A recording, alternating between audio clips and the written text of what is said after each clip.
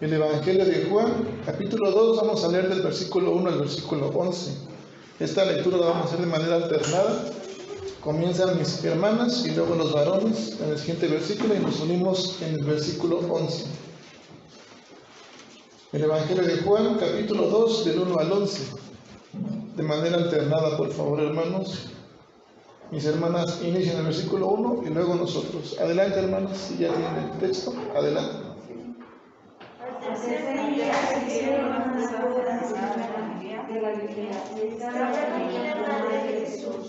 Y fueron también invitados a las bodas Jesús y sus discípulos.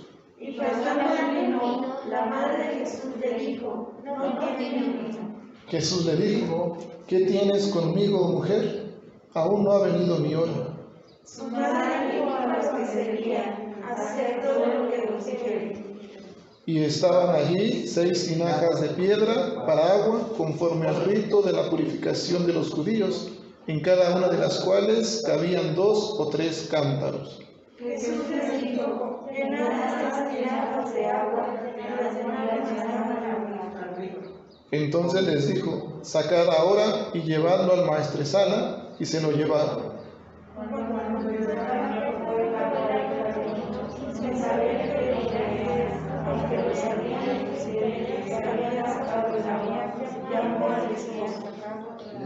Le dijo: todo hombre sirve primero el buen vino, y cuando ya han bebido mucho, entonces el inferior, mas tú has reservado el buen vino hasta ahora.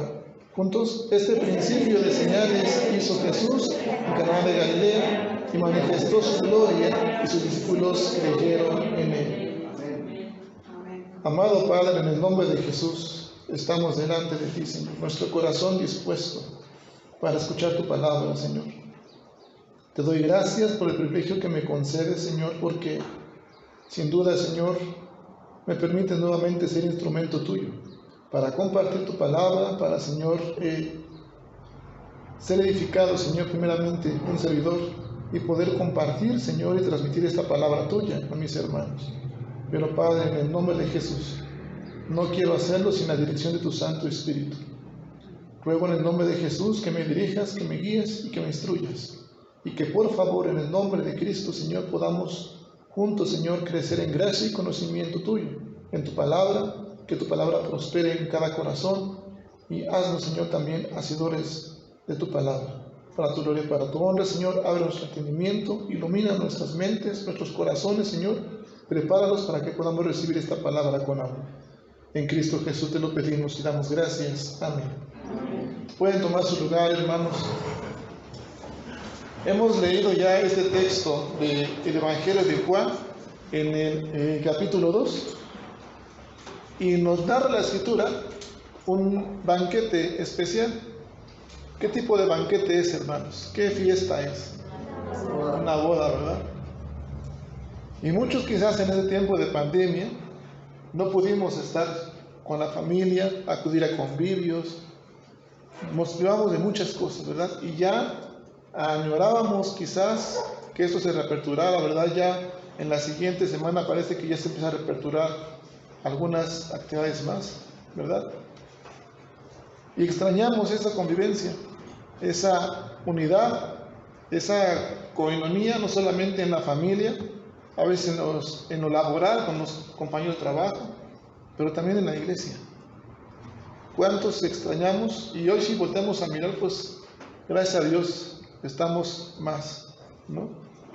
Y siempre hemos dicho, no, a lo mejor los protocolos nos dicen, no, solamente 15, solamente 12, ¿no?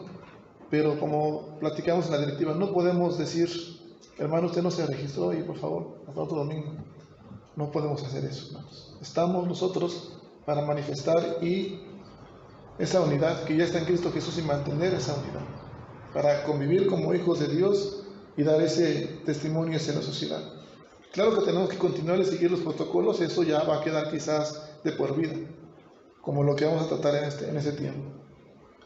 Y quizás cuando vimos que no había tiempo para poder, tiempo no, sino que no había no podíamos reunirnos con la familia, que no podíamos festejar cumpleaños quizás algunos se quedaron todavía en el Templo Azul con las ganas de casarse y apenas están alistando para casarse, ¿verdad? Y nos quedamos con eso. Y puede que esto sea una herida más al corazón.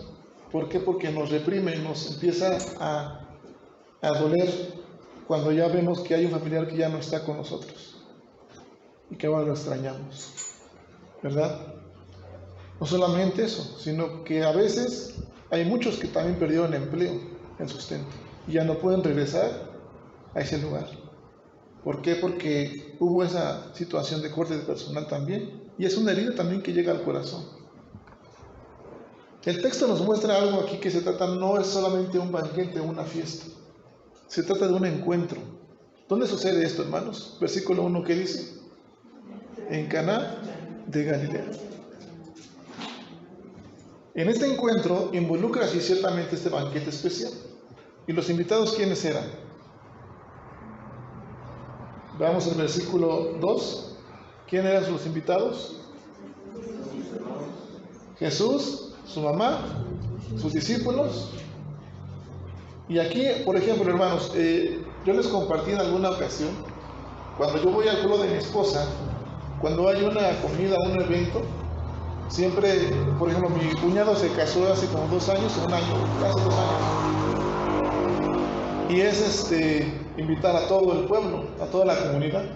No sé si aquí pase lo mismo, hermanos, en Shona también, o pasaba antes a lo mejor, en la antigüedad, no sé, ¿verdad?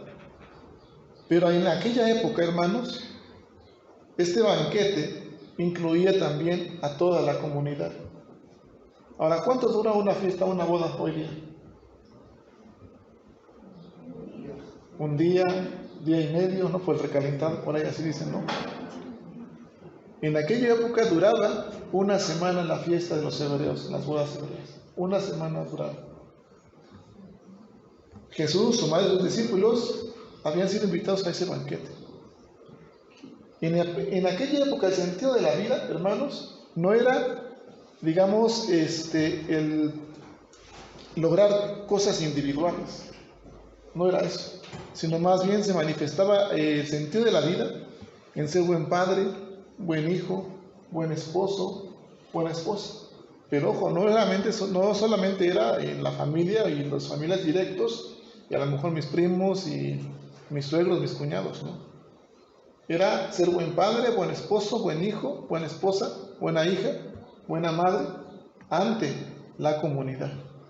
Involucraba mucho a la comunidad. De manera que el propósito, pues, de una familia, de un matrimonio, era siempre procurar el bienestar de la comunidad. ¿Cómo lo iba a hacer yo? No solamente estando bien con mi familia, sino dando el testimonio hacia los demás y procurar ese bienestar, que vieran mi testimonio y que mi testimonio impactara hacia los demás. Ese era el propósito en aquella época con Jesús. Ahora, vamos a ver esta parte del banquete.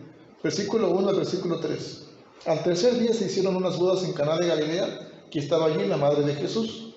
Y fueron también invitados a las bodas Jesús y sus discípulos.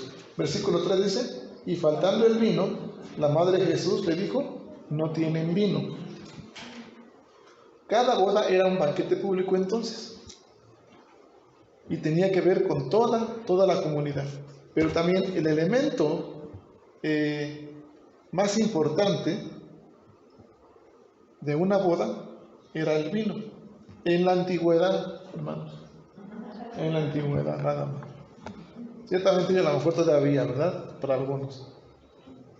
Pero de pronto falta el vino, el elemento más importante.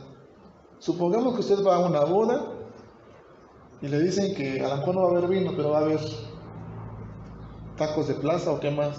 ¿Qué es lo típico de aquí? ¿Cuál? La barbacoa. Y de repente llega usted a la fiesta y pasa a lo mejor 1 hora, ¿no? 2 horas, ya llega la hora de la comida y pasa otra media hora, se acabó la barbacoa. ¿Cómo consideraría esa parte? Aquí en la escritura el elemento más importante era el vino y de alguna manera era como un desastre para los jóvenes, para los novios. Antiguamente se basaba en una cultura tradicional de honor y vergüenza. quién era un buen padre, un buen esposo ante la comunidad, un buen hijo, impactaba hacia los demás, era causa de honor hacia los demás. Pero en este banquete que era público ante la comunidad, si faltaba el vino, entonces causaba vergüenza ante la comunidad, solamente por la falta del vino. Y quizás apenas había pasado un día o dos, y faltaban todavía ¿cuántos días más? El resto de la semana. De manera que la fiesta quizá tendría que terminar. Quiero que vayamos a ver el diálogo de Jesús y María, del versículo 4 en adelante. Jesús le dijo: ¿qué tienes conmigo, mujer? Aún no ha venido mi hora. Su madre dijo a los que servían: haced todo lo que os dijere. Y estaban allí 6 tinajas de piedra para agua conforme al rito de la purificación de los judíos, en cada una de las cuales habían 2 o 3 cántaros. El diálogo de Jesús y María. Primeramente María, su madre, dijo: no tienen vino. Y Jesús responde: ¿qué tienes conmigo, mujer? Si se da cuenta, hablar de mujer en aquella época también era sentido como de despectivo, ¿no? Pero nos vamos a fijar en esa parte porque Jesús les hablaba a las mujeres así. Cuando se encontraba en su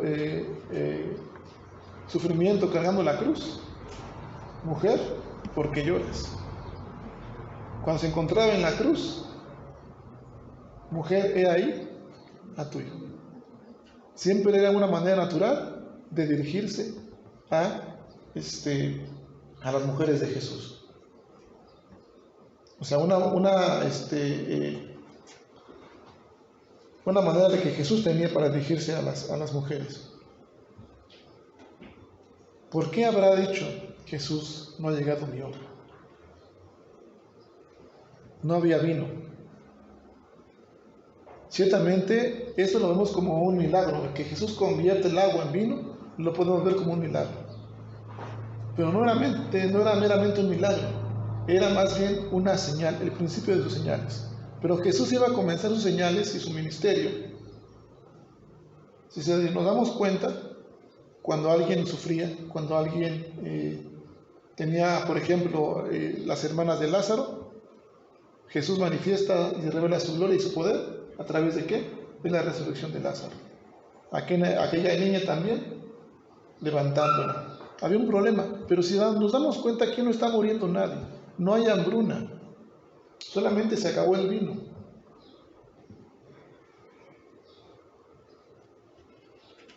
Pero lo que hace aquí Jesús es revelar su gloria, no solamente su gloria, sino su verdadera identidad. ¿Quién es Jesús para usted, hermano y hermana? Hasta el día de hoy, ¿quién es Jesús para usted? Deme unos 3 conceptos de Jesús para usted. ¿Cómo percibe a Jesús? ¿Quién es Jesús para usted?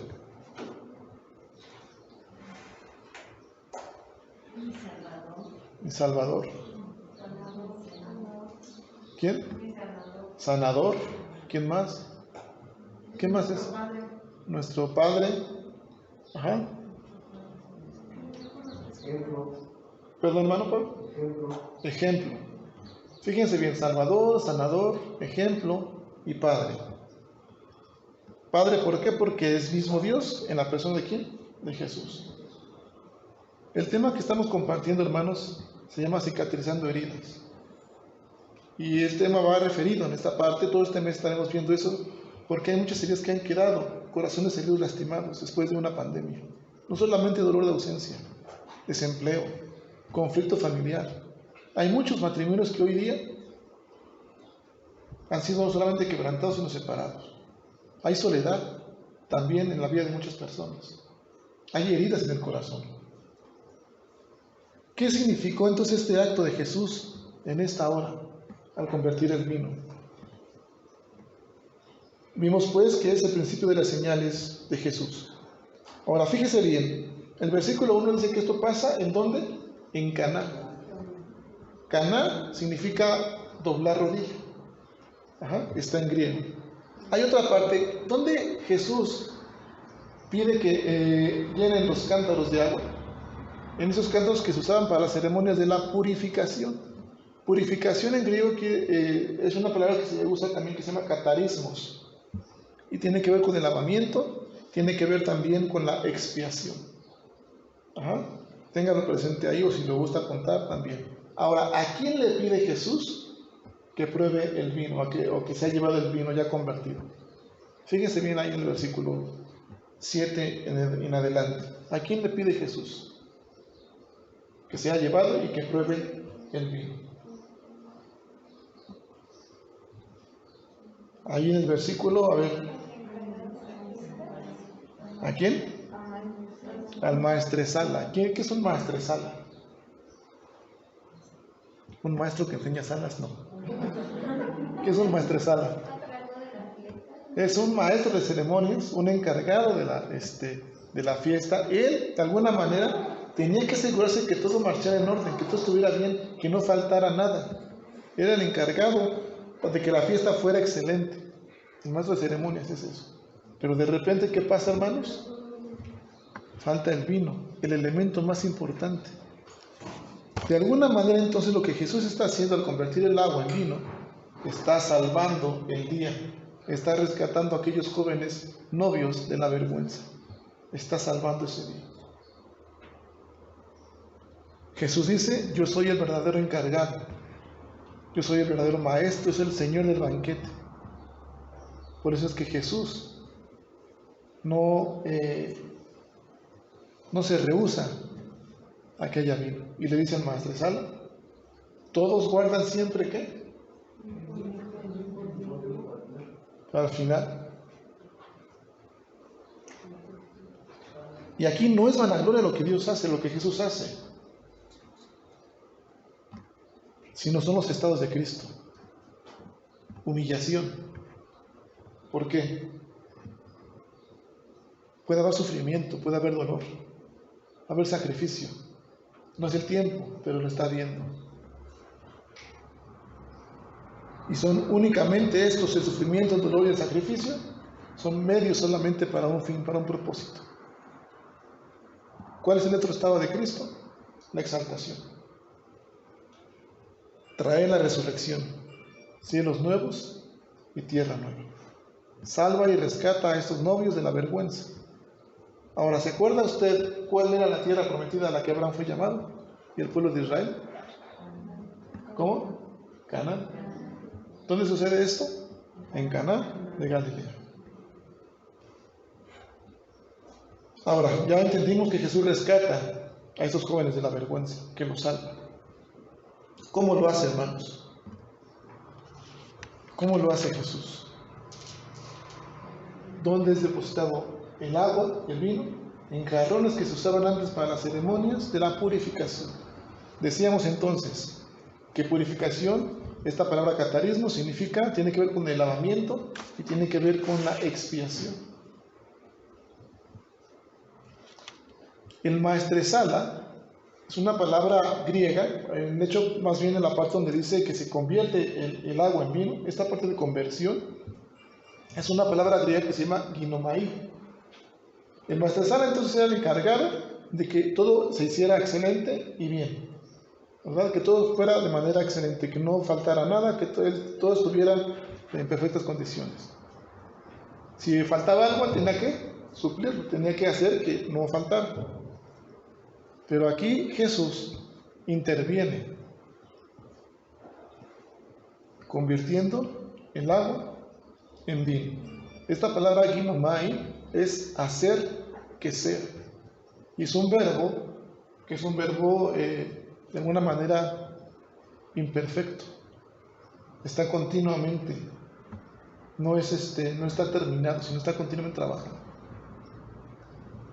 De manera, hermanos, muchas veces cuando en nuestra vida nos sentimos que es un desastre, que llega el dolor, que llega el desempleo, que llegan los conflictos familiares, laborales, matrimoniales, y a veces vemos que no hay esperanza para que mi matrimonio, para que mi familia pueda renacer o renovarse.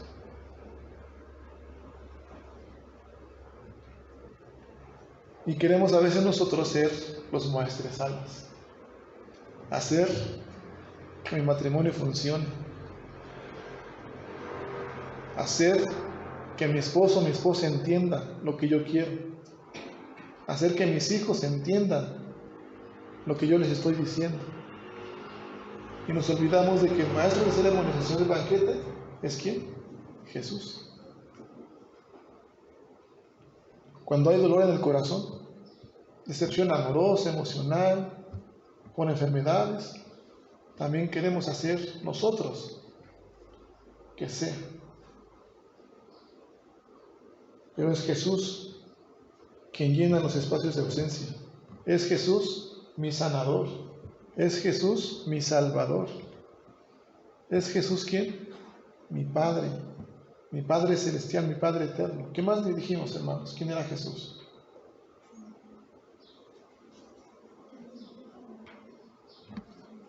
Cuando hablamos de Caná de Galilea, que dijimos que es doblar rodilla, a veces los sacrificios, a veces el dolor, los sufrimientos en este mundo nos obligan a doblar rodillas, a tocar fondo, para reconocer la soberanía de Dios, el poder de Jesús.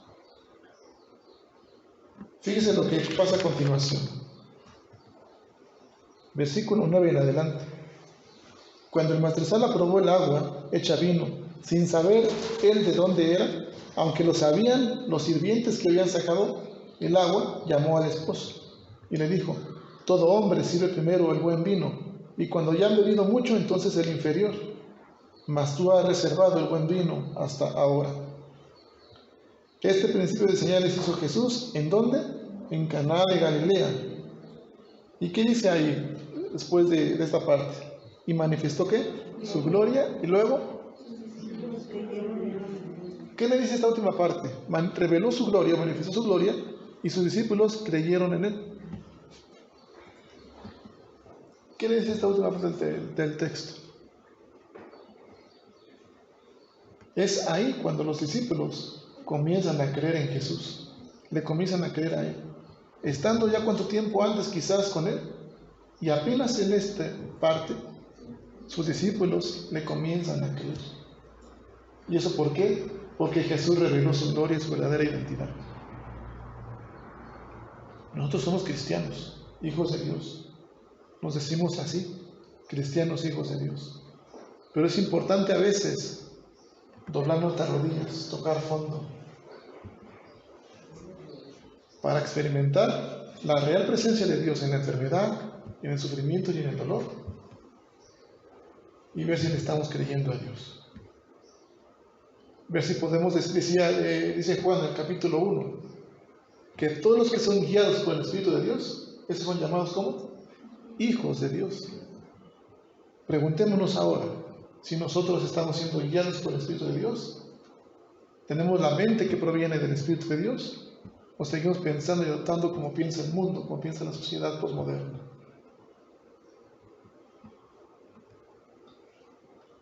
Cicatrizar heridas del pasado ante una pandemia es creerle a Jesús. Por eso mi pregunta fue: ¿quién es Jesús para usted? Mi Salvador, mi sanador.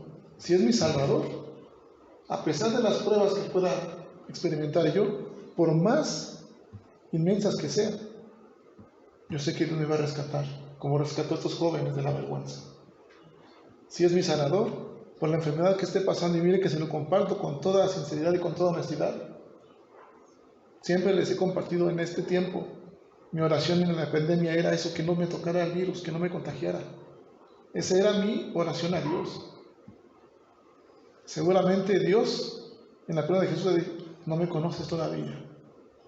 Y pues ahí te va, para que conozcamos el poder de Dios. Siempre les he compartido y predicado de la fe. Ejercer la fe en el momento de ¿qué? De la prueba. Y llega y nos toca la prueba, y empezamos también a dudar, a tener incertidumbre. Temor como seres humanos naturales. Pero tenemos que pensar ahora con la mente de Cristo, con la mente que proviene del Espíritu de Dios. ser guiados por el Espíritu de Dios. Y entonces conocer que mi Dios es Salvador, que mi Dios es sanador, que mi Dios es príncipe de paz. En la tormenta, en el conflicto familiar, Él es ¿qué? La paz. Y Él da la paz como nadie la da. Ahora, hermanos, habrá sufrimiento, dolor, sacrificio, pero son únicamente para un fin, para la resurrección. Jesús revela su gloria, revela su verdadera identidad, como ese Salvador, que traerá cielos nuevos y tierra nueva. ¿Cuál es su situación al día de hoy? Desempleo, vida espiritual, conflicto familiar, matrimonial, dolores de ausencia. Dios traerá su avivamiento a su corazón. Y muchas veces nosotros, a veces nos sentimos indignos porque le fallamos a Dios. Y esa es una herida más al corazón. Porque sentimos que seguimos siendo pecadores, que le fallamos, que no estamos caminando bien con Él. Pero Dios nos dice en su palabra que nos acuerda más de nuestra maldad y de nuestro pecado. ¿Dónde fue esta parte de las tinajas? Eran usadas para las ceremonias de la purificación. Esas ceremonias eran antes una sombra de lo que había de venir. Ahora en realidad es Cristo, nuestro Salvador, quien nos lava, nos limpia y nos purifica por su preciosa sangre derramada en aquella cruz. Pero es importante, hermanos, que doblemos rodilla. Caná de Galilea es doblar rodilla. Que nos humillemos ante Dios. En el sufrimiento, en el dolor, en los vacíos, en los conflictos.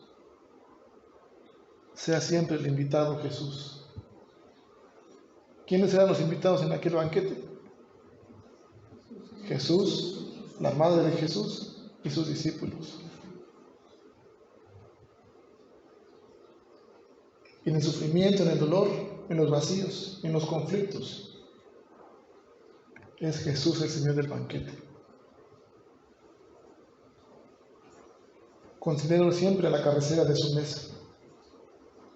En el sufrimiento, en el dolor, hermanos, y termino con esto, los vacíos y en los conflictos, Jesús interviene. Jesús convierte. Jesús hace que sea. Tengo sufrimiento, tengo dolor, tengo conflicto.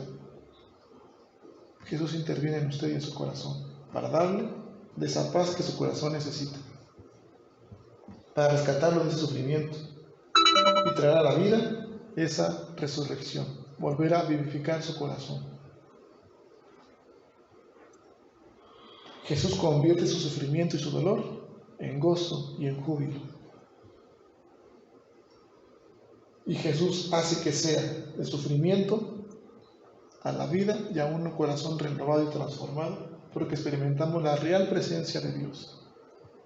Y sobre todo, hermanos, Jesús, el Señor del banquete, es quien llena. ¿Cómo quedan los jarrones o los cántaros?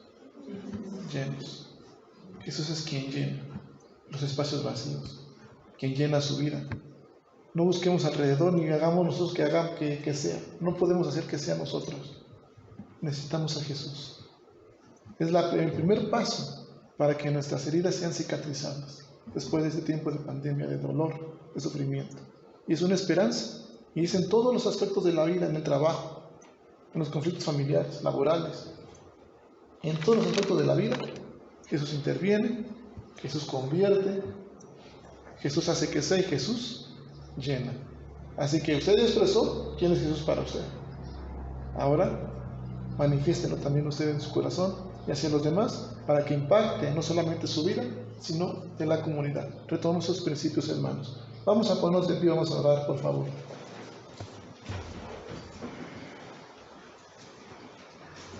Te damos gracias, Padre Santo, porque sin duda en este tiempo nos das la oportunidad de escuchar tu palabra, Señor. Hoy estamos delante de ti, Señor. Ciertamente a veces el corazón, Padre Santo, ha sido herido, lastimado, Señor. Pero nos recuerdas, Padre, que eres tú quien intervienes, que eres tú, Señor, el Señor del banquete. Padre Santo, estamos a una semana de recordar, Padre Santo, lo que tú hiciste con tus discípulos, aquella comunión, aquella coinonía, Señor, a través de la administración de la Santa Cena y participar de tu mesa. Pero, Padre, hoy nos recuerdas que siendo tú el Señor del banquete, a través de un corazón que sufra, que se duela, Señor, tú eres quien ha intervenido con sacrificio vivo para que nuestro corazón sea reavivado, nuestra vida, nuestro matrimonio, Señor, sea fortalecido, Señor, y para que seamos rescatados de ese sufrimiento al que estamos quizás esclavizados a veces, inconscientemente, Padre, o a veces, Padre, porque queremos nosotros hacer que sea. Pero tú eres nuestro Salvador. Hoy te reconocemos como ese Salvador, como ese sanador, como ese Padre eterno. Y Padre, queremos hoy seguirte abriendo las puertas de nuestro corazón, para que tú en la persona de Jesús seas el invitado, Señor, a nuestra mesa. Para que tú seas el Señor del banquete, Señor, y también recordar que tú nos convidas también a participar de tu mesa. Te damos gracias, Padre, porque tú eres quien nos enseñas a tocar fondo, a doblar rodillas, Señor, reconociendo tu soberanía, tu poder y majestad. Ahora, Señor, transforma nuestros corazones, y si hay todavía dolor, si hay todavía sufrimiento, si hay recuerdos, heridas del pasado, Señor, no solamente de la pandemia, Señor, reaviva nuestros corazones y sánanos. Manifiéstate como ese Salvador, como quien rescata, Señor. Pero también, Padre Santo, que hoy entendamos que ese amor tuyo, que excede a todo conocimiento, Señor, debe de alentarnos, Señor, a responder a ese llamado tuyo, Señor, y empezar un proceso de santidad en nuestras vidas, en nuestra familia, en nuestros hogares, Señor. Y solamente lo podemos hacer, Padre Santo, si tú eres el invitado de honor en nuestro hogar. Hoy te invito, Señor, en el nombre de Jesús. Quizás ya lo he hecho y estamos aquí solamente hijos tuyos, pero es necesario evaluar nuestra vida. Ahí nos daremos cuenta, Señor, de cosas, Padre Santo, que quizás han sucedido para nuestro bien. Pero también, Padre, es necesario mirar que hay cosas que no queremos ver, que hay cosas, Padre Santo, que no queremos que nadie vea. Quita esos pensamientos de nosotros y mantén, Señor, un corazón santo y agradable hacia ti, apartado para ti. Te lo pedimos en el nombre precioso de Cristo Jesús. Amén.